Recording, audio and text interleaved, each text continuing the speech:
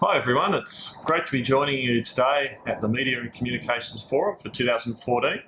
I've had a look at the program and sorry I can't be there in person, but it looks like a very exciting and informative event you've got planned. So I hope you get a lot out of the next little while and hope that this presentation also helps you inform how to show value and relevance of the communications function. So let's have a look at the agenda we're working through today. Firstly, I wanted to cover off a rationale for why use measurement and evaluation. What is it? And what are the best practice principles that we can apply to making sure it works well?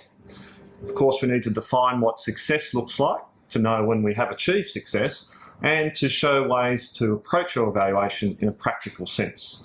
Globally right now, there's a push for PR and media to show its value in business terms, and you very much know how important it is, but in the age of data and numbers, it needs to be proven. And I guess that's what we'll aim to do, is to bring that proof to you today and show you how standardised approaches are evolving that you can use.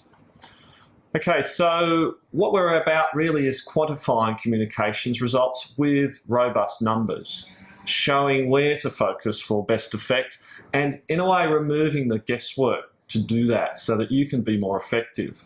That requires you to structure, quantify content and the delivery of that content.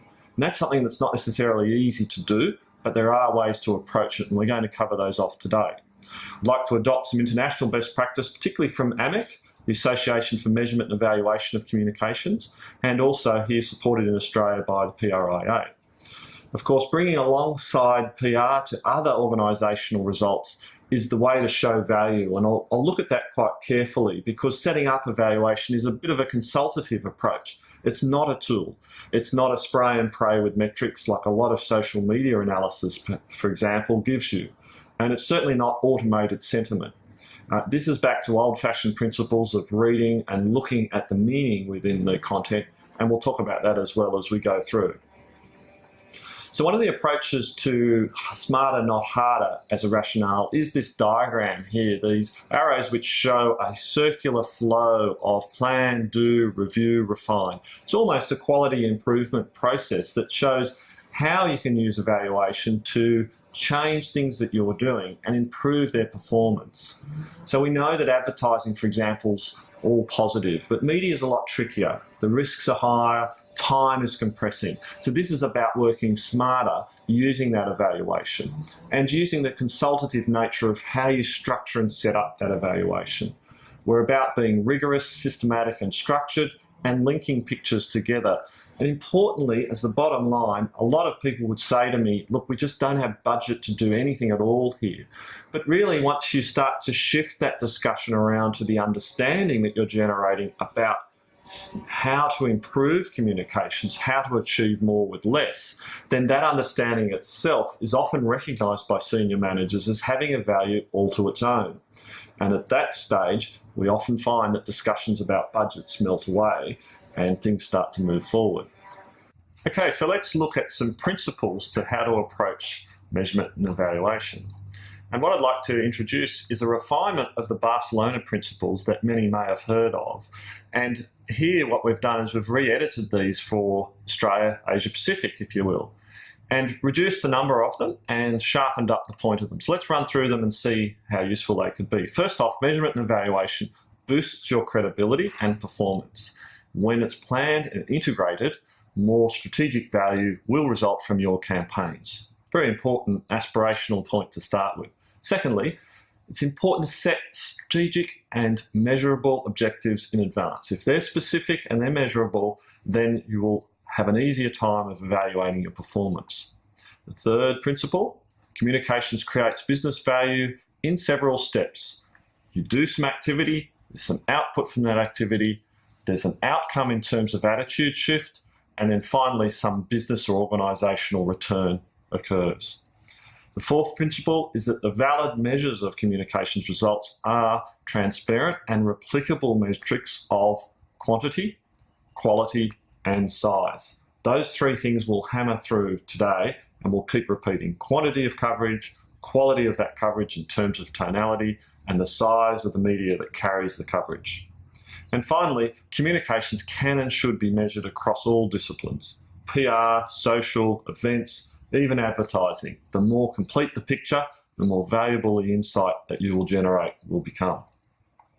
So let's have a look at the US Institute for Public Relations and some of their guidelines about how to approach the development of media measurement programs. There's three things they put forward which I think really do resonate, and I'll reference this paper here as well, International Media Analysis Made Simple. If you just Google that title, you'll find it comes up quite easily, because that's a very good area to read out on and see how different people have approached it. First off, let's think about it. What exactly are your communications efforts trying to achieve? How can this best be measured, and who would most benefit from that? Secondly, define what spells success to your organisation's management and the stakeholders. It might be two different things, so that's important to try and cover off, because it doesn't mean you have to have one size fits all for your evaluation. You might have two threads to that evaluation and satisfy both users or both audiences with those threads. And thirdly, plan forward. Think ahead to how the answers will be used potentially to change your communications and contribute to organisational goals. I can't tell you how many times as research manager in a large multinational company, I'd have product managers come to me and say, we need to do research on X. And I'd say to them, well, if the answer came out as 42%, now what do you do with that answer? And they'd think for a moment and say, yeah, you're right. We need to think more deeply about what exactly we're going to research. So thinking ahead to how you're going to use information is very powerful. And this slide here starts to talk now about a path to value along a life cycle of media evaluation, where the value on the y-axis shows that the gains over time as you move through this life cycle, from no measurement up front, where you might be just counting clips or seeing an opportunity cost of the lost planning and the lost refinement opportunity, through to basic measurement with simple rating, self-assessment, gives you a bit of a finding, surface understanding, to what I'd call real evaluation, where you go thorough on the assessment. Perhaps there's some independence in those ratings, which is important, and some research-based methodology, plus adopting the loop, the refinement loop we spoke about earlier, the plan, do, review, refine loop. And the final step to get some real deep understanding is to link that picture to the organisational outcomes, the reputation, the cost saved, the support or the speed to achieve some level of support from an audience that's important to you.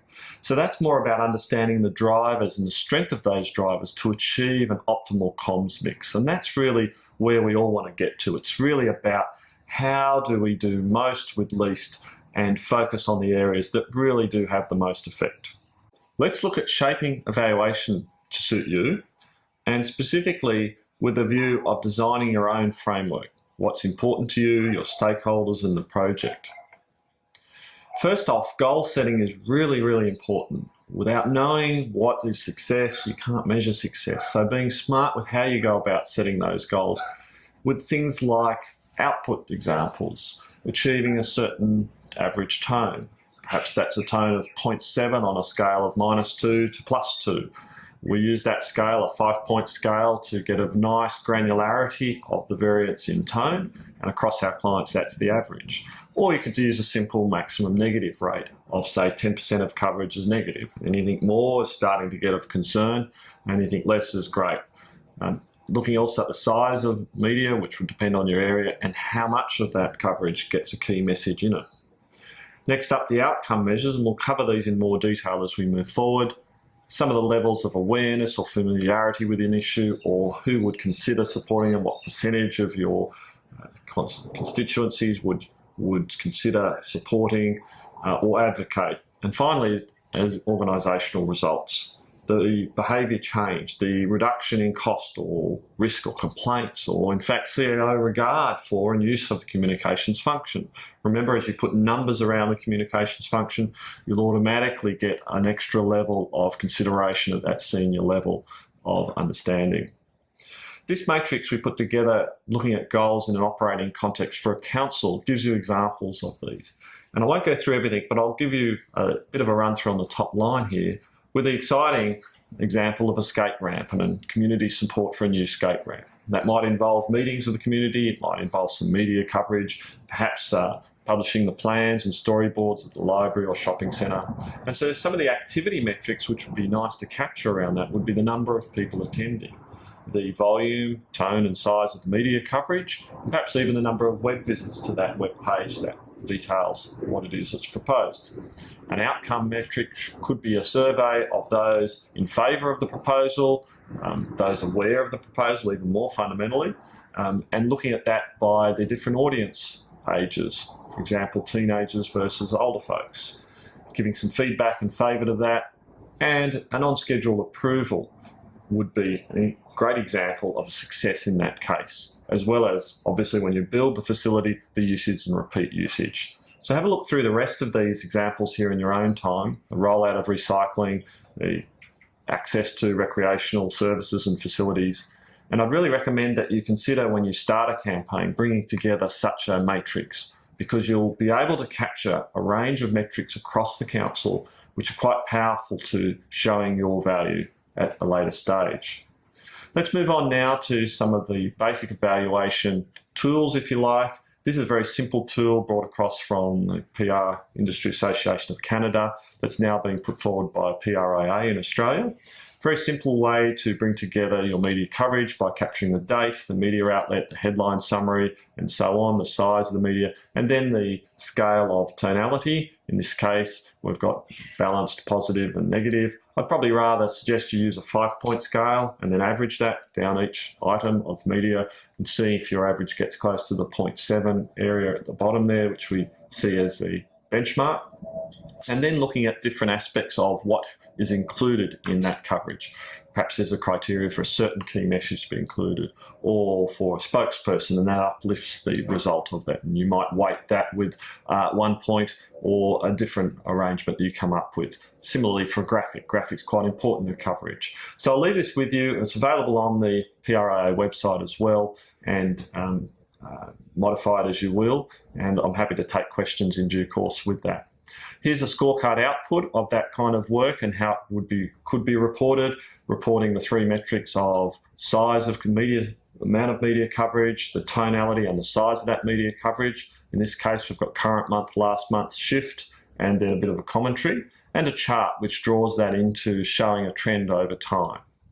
Important to drill down on negative coverage so that you can see perhaps what topics are drawing that negative, which journalists are involved, and what size media and how negative that coverage was. Often we're called on at urgent pace to see if a train smash has in fact occurred, but you're harder on yourselves as a PR professional body than the external audience often is. So it's important to have some level of independence, if you will, in rating that tone of stories and keeping things in perspective. Okay, let's look now at a roadmap to value. How does communications flow through to business outcomes, and explore what I'd call that chain of value on the way through. Firstly, everything you do links to organisational results. Somewhere, sometime, somehow. It might be down the track, but that's my thesis, if you will. The other part that I see to that very commonly is that your work is undervalued. So let's look at how to establish the value of your work and show people so that they can realise how impactful communications is to changing attitudes and behaviours. One of the important steps to that realisation is to understand what is the cycle of communications. And this chart really just defines brand. You'll hear people talk about brand health and so on. It's just really these segments of becoming aware, considering an action or considering some issue, preferring some position to that issue, facilitating some action, taking action at the 6 o'clock mark at the bottom here, feeling a honeymoon and feeling good about that, but then perhaps going through a level of questioning and needing support to bring you through loyalty and progressing around the cycle again. So this applies to products as much as it can apply to issues and reputation as well. So let's have a look at how that could work. Let's give an example here of littering, for example, and the what cycle, the second ring here, we're looking at getting attention. There's the awareness factor. Next up, considering the fit with the values that someone might hold. Do they litter? Do they not litter in a certain situation? But the preference and the facilitation piece is if you like, is there a bin there? Well, firstly, do I prefer to bin it versus drop that piece of rubbish? And secondly, where's the bin? So the practical component kicks in before the behaviour here, right at the bottom, of being properly disposed of that rubbish and going through some level of feeling good about that and then working around till the next time it occurs. So if I take out the how level in the outer ring here and focusing on how do you achieve that, how do you get attention? Well, that's the message in the media. So we're pushing that out through communications. On the consideration side, to get a consideration around the fit with values, we'd need to look at demonising the antisocial aspect of littering and environmental consequence. And the next level of preference, well, it's a personal risk versus reward. Is there a risk of being caught or a risk of antisocial kind of consideration of my behaviour? And then finally, facilitating it. Is the infrastructure there, or is it a carry-away thing to put in your pocket and dispose of later? So that's a very simple example of how you can deploy the Marcom cycle, and that cycle and those brand components can be measured by research. But let's start to draw together some of these themes and look at an overall best practice evaluation model. And I'd like to introduce this because a lot of work's gone into thinking through how we can capture the value and the chain of value from communications. In this case, starting with a business objective, we flow through to a communications objective, perhaps with some research behind it, like focus groups or interviews, which leads to some activity to be undertaken. Once that activity is undertaken, we see some outputs occur, then an outcome in terms of shifts of attitudes, and then finally some organisational result. So if I populate those, you'll start to see that come to life in terms of the activity involving media relations or events held or releases sent out or sponsorship undertaken, and you can log those events to go back to them later and see what that cost and then see what it generated in the outputs pillar. So this second pillar here, looking at the volume, the tone of coverage, the size, those three key metrics, and then any messages that came through, or perhaps share of voice. So you can loop around, importantly, from that second pillar back to the first pillar, back to your objectives, change some of the activity and do the review, refine loop we spoke of earlier. Next pillar here, we're looking at outcomes. So the outcomes are attitudinal, gathered by survey, people's awareness, understanding, support for an issue, or perhaps their intentions to act in a certain way or engagement with an issue. So again, you can loop around back to the communications objective, see if your activity came out the right way in the media in terms of outputs, and if it then resulted in a shift in people's thinking. And finally, the last pillar here, some results. So the organisational business results, lower costs, a lower number of complaints, perhaps community supports or votes, savings on things like cleansing and the example of littering, and underscoring that a behaviour change. So this, if you like, is a best practice international model, and I want to go through each pillar just quickly to give you examples of that, and these will be in the slide sets for you to follow up. So let's dive into the first pillar of activity undertaken, starting to look at what was the message or campaign, and here you'll see 4 examples, the amount of effort you spent there, the time, the date range, if you like, of that effort, how many journos perhaps you spoke to, and the media size, an indication of what coverage will happen. So this is an important one to remember. It's a log, if you like, to prompt you when you get to analysing the evaluation a bit later on. Then moving to the second pillar with outputs, the international best practice has shown these 2 pillars of metrics, key metrics, if you will, for the different types of media, traditional media, volume, tone, and media size, and then perhaps things like key message penetration, how many articles had the key message in them. Social media is similar. We look at a few things a bit differently under the blogs and tweets. Remember, we don't count the comments to blogs or tweets or posts, and we only count the main post when it comes to volume, and so on through to the number of visits, views, retweets, and so on. Importantly, in social media, you want to get to the audience of most influence. And by just looking at hashtag on a Twitter feed, you'll understand those people circulating around the important thought leaders and start to see who it is you need to watch to get a good feel of sentiment. Another way of presenting this then in terms of reporting is this mini report here in the outputs, which looks at the current and prior period, number of articles, average sentiment, size or opportunity to see, and then simply percentage favourable, neutral, negative. That gives a nice balanced view, if you like, as a mini scorecard. You might also look at the media mix, what portion of coverage was in newspapers versus online or radio, and perhaps even the topic items there. So we can even drill down further to go into things like spokesperson, coverage, and so on. But here's a bit of an overview of the types of things to include. As I say, this will be in notes, so feel free to go back and review these later.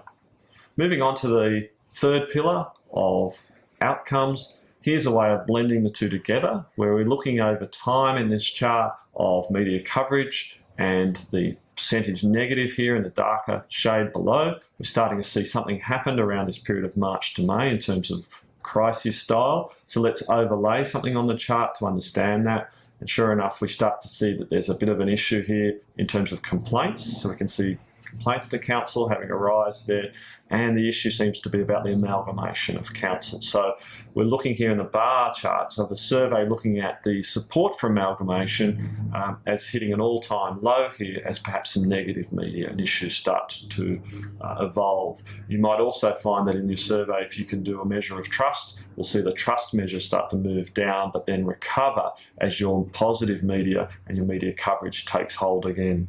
So a chart like this with just a few series on it, and starts to get very powerful in telling a story and proving your value to shift things to a more positive state.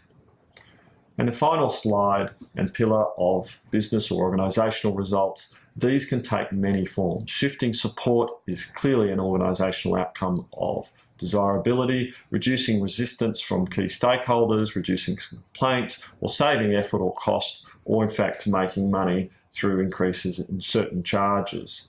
Efficiency and effectiveness is a growing theme across business and organisation, so this is about doing more with less and working smarter, not harder. So in this last section, I'd like to wrap everything up and bring together these themes into a guideline or a set of guidelines for best practice measurement and evaluation. Firstly, setting objectives at the heart and the start of every campaign, very important. Next up, you've seen how we've built a structured assessment framework that's built for purpose, that's designed around your needs and should be designed and tweaked for each campaign. Next, to include the best practice metrics of the volume or count of coverage, the tone and the media size, those three metrics, nothing very complex in that, but very important and very powerful. And fourthly, to use reporting at multiple levels and always interpret and describe the results wherever you can. So using them at the tactical level for your media relations, using them at the operational level to refine the core strategy and plan, and then using them at a strategic level to link to organisational value wherever possible. And you'll recall the matrix we assembled there and the objectives and how they flowed through into some of those metrics. And finally, de-siloing, what I call de-siloing the research of the brand and reputation, bringing the research back to the evaluation to sit alongside so those can be interpreted as a holistic picture of what's happening, and a really nice way to start to show the value and show how communications does deliver results. A couple of final tips. Certainly, we aim to be informed by data rather than data driven. The data suggests things, it doesn't absolutely tell you what to do. It's important to give that your interpretation. And keep asking, so what? Until you're satisfied with the answer. So what happened next? Because your senior people will be asking that and wanting to see the link that you can draw from the outcomes of your communications work. Those processes and those approaches should help you elevate the value of your work and really prove that you're delivering a lot of organisational value across the work that you've done. So I'd like to point you now to lots more learning, some on my blog, some on our website, a lot of training courses on our website too that you can download, including also a recent webinar that covers this in a bit more detail. AMEC in the UK, international organisation based out of the UK, very powerful to see what's going on there. A good friend, Katie Payne in the US for standards and approaching how you look at social media as well. All important things to have a look at and read. And a final slide we'll include in the deck all about international white papers, where to go to read more. So I hope that's been useful and enjoyable, informative presentation. Looking forward to questions now, which we'll take live, and also take those and follow up if you want to go away and have a think about anything. Ask me some more questions. Happy to take those and respond when I can. So appreciate your attention, and looking forward to some questions now. Thank you.